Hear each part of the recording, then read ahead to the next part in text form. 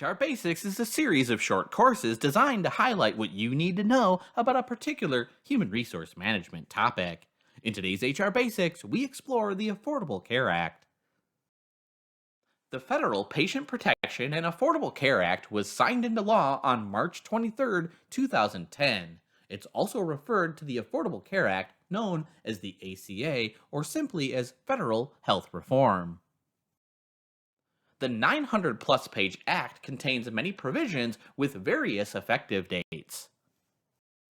Provisions included in the ACA are intended to expand access to insurance, increase consumer protections, emphasize prevention and wellness, improve quality and system performance, expand the health workforce, and curb rising healthcare costs. The ACA aims to extend health insurance coverage to about 32 million uninsured Americans by expanding both private and public insurance. Provisions require employers to cover or pay penalties, provide tax credits, require individuals to have insurance, and require creation of state-based insurance exchanges.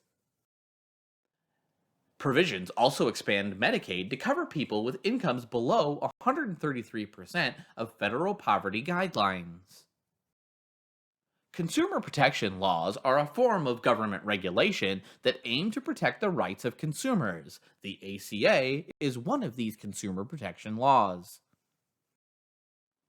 Specifically, the Act prohibits lifetime monetary caps on insurance, prohibits excluding pre-existing conditions, prohibits plans from canceling coverage, establishes state-based rate reviews, establishes an omnibus program to resolve complaints and conflicts, and establishes a share of premiums dedicated to medical services.